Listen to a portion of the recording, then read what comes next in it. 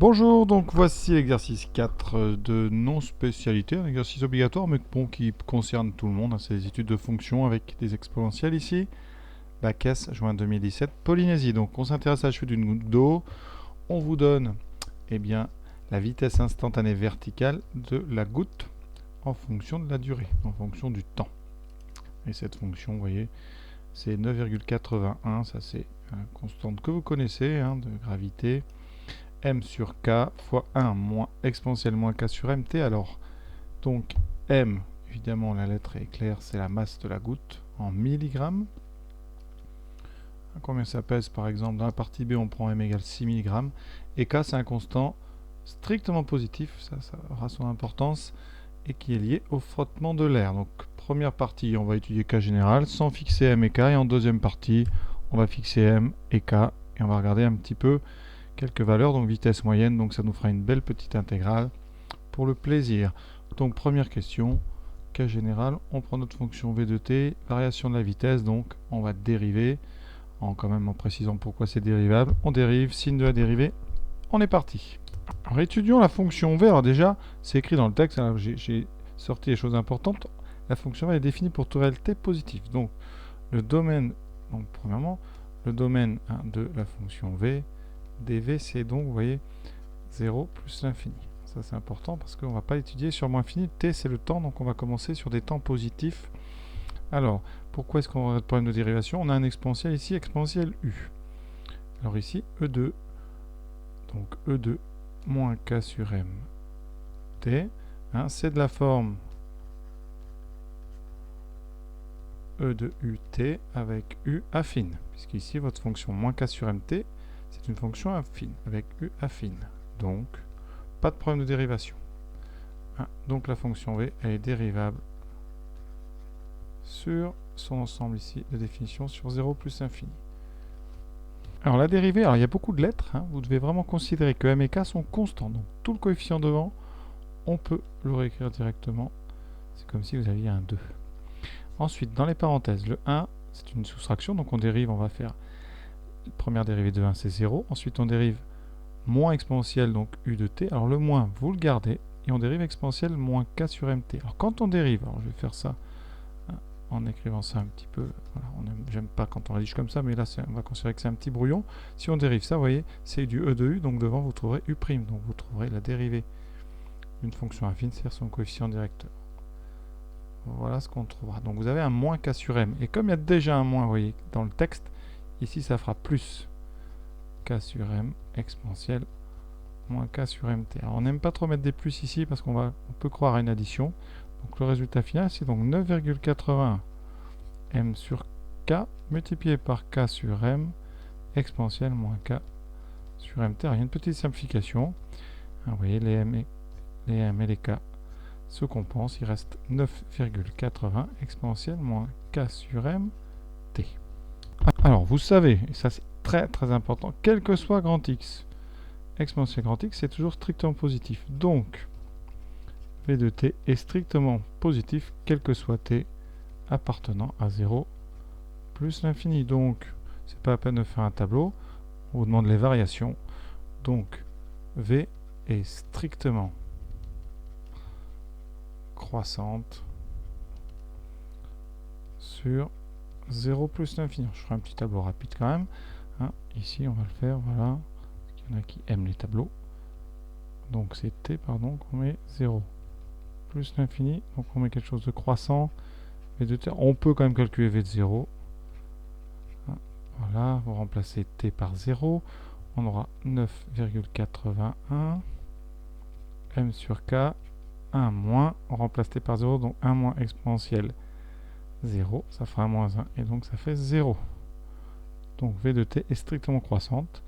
Elle s'annule en 0 et après d'ailleurs vous voyez elle sera strictement positive. C'était pas demandé.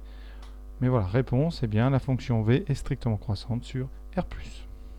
Alors une question à la fois simple et étrange, parce que c'est trop simple, hein, mais bon voilà, on va y répondre. Est-ce que la goutte ralentit? Vous venez de montrer que v est strictement croissante sur 0 plus l'infini, donc forcément la vitesse ne diminue jamais, donc la goutte ne ralentit donc pas au cours de la chute, donc elle est tout le temps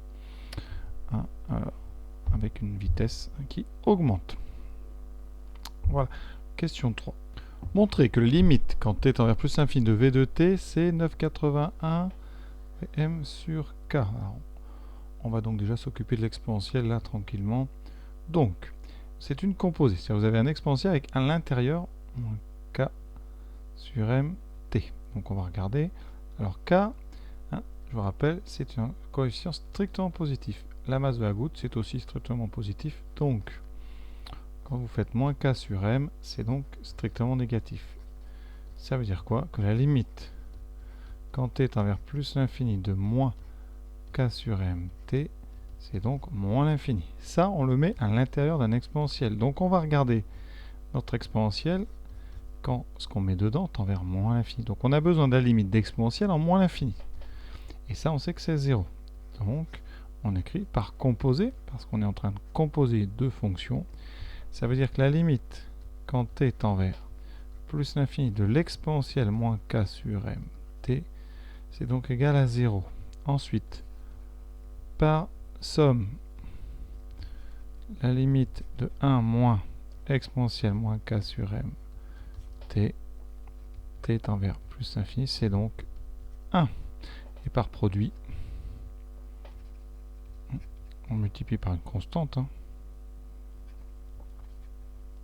et bien on obtient la limite donc de 9,80 m sur k quand t tend vers plus l'infini, donc fois 1 moins exponentielle moins k sur mt, c'est donc 9,80 m sur k.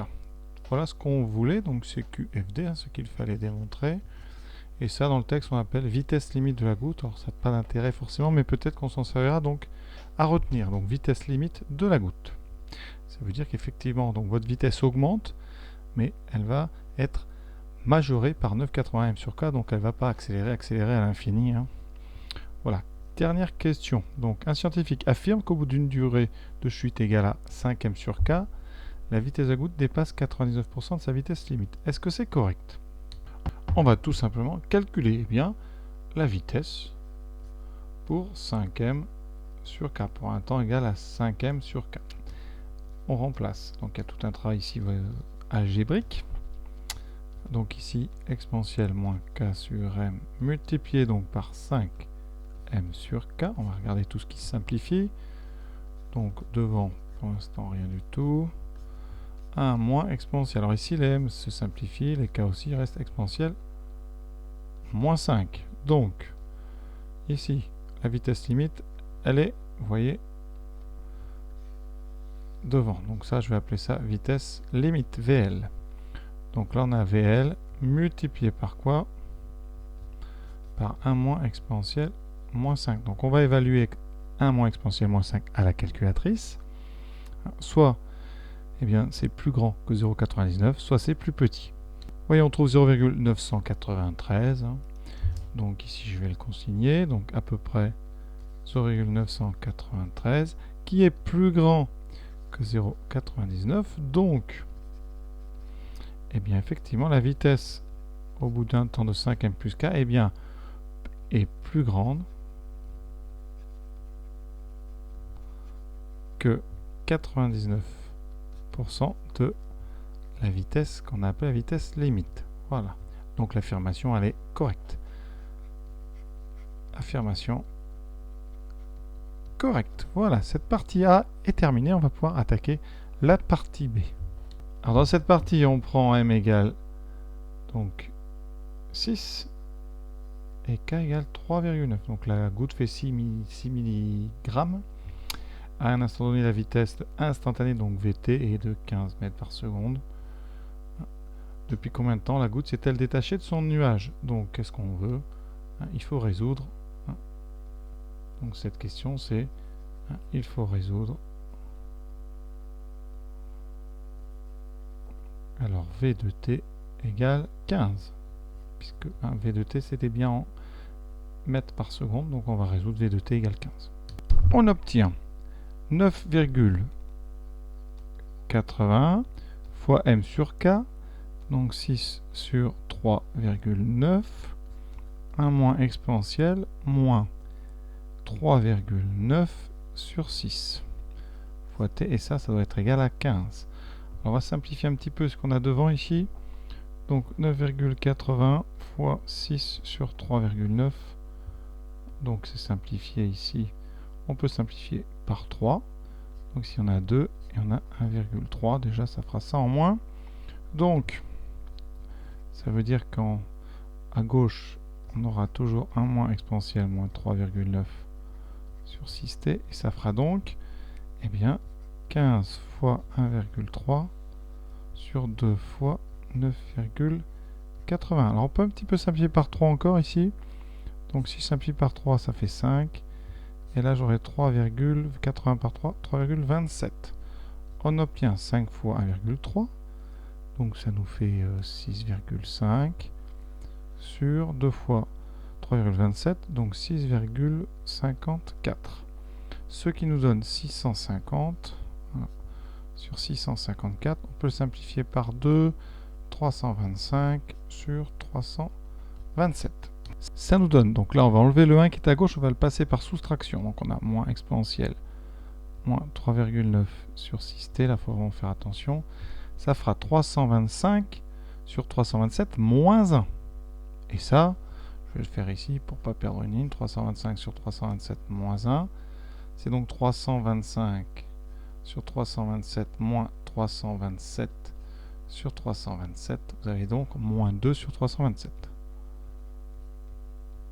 Voilà, on a une égalité, un moins de chaque côté. On peut multiplier tout par moins, les moins disparaissent. Voilà, étape suivante. On va enlever l'exponentielle en utilisant le ln qui est strictement croissant. Donc ça donne moins 3,9 sur 6t égale à ln de 2 sur 327. On multiplie tout par 6 et on divise par moins 3,9. On obtient t égale donc à 6 fois ln de 2 sur 327 divisé par 3,9 et ici avec un moins. Alors on dit que c'est bizarre, on a un temps négatif, pas du tout, parce que ici vous avez ln de 2 sur 327, donc attention.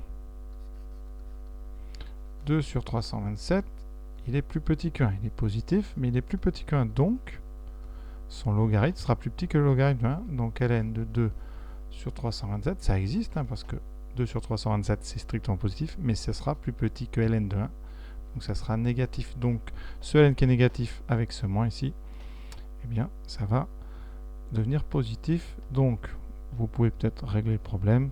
Ça me permet de vous rappeler une propriété, c'est que ln de 1 sur a, c'est moins ln de a. Donc si vous avez un moins ici, vous pouvez le rentrer ici et ça va inverser la fraction. Donc on aura t égale 6 fois ln de 327 sur 2. Évidemment, ce n'est pas demandé de faire ce genre de choses, mais ça me permet de vous le rappeler. On prend ensuite la machine, on n'a plus qu'à calculer. Voilà. On vous demande d'arrondir au dixième de seconde. On trouve 7,841, donc t est à peu près égal à 7, le plus près c'est 7,8. Donc t est à peu près égal à 7,8 secondes. Donc c'est au bout de 7,8 secondes que la vitesse est de 15 mètres par seconde. Dernière question, la vitesse moyenne de cette goutte. En déduire la vitesse moyenne de cette goutte entre le moment où elle s'est détachée du nuage et l'instant où on a mesuré la vitesse. Alors, on a trouvé 7,8, donc on va garder 7,8. Donc on veut la vitesse moyenne sur l'intervalle 0, 7,8. Et ça dans le cours, cette vitesse moyenne, combien elle vaut? C'est une intégrale. C'est l'intégrale de la fonction vitesse, donc v de t, dt, entre 0 et le temps t. Alors t ici, ça va être donc notre temps qu'on a, celui qu'on a trouvé au tour d'avant, donc on peut appeler ça, je sais pas moi, on a trouvé t1, donc c'était 7,8, oui voilà, on va mettre directement 7,8, et on va diviser donc par la largeur de l'intervalle, 7,8 moins 0, donc c'est 1 sur 7,8 multiplié par l'intégrale de la fonction vitesse entre 0 et 7,8. Voilà, alors ça veut dire qu'il va falloir faire donc une primitive de la fonction v. Et cette primitive, alors pour bien la voir, on va réécrire l'expression. Donc on a ici 9,81 multiplié par m, donc 6 sur 3,9, on resimplifiera, on avait déjà fait un peu le travail, exponentielle, moins donc k sur m, donc moins 3,9 sur 6t dt.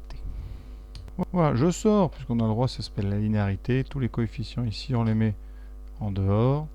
Ça me donne donc ici un coefficient qu'on tapera à la machine. Ensuite, il reste intégrale de 0 à 7,8 de la fonction de l'expression non moins, donc ici 3,9 sur 6t dt.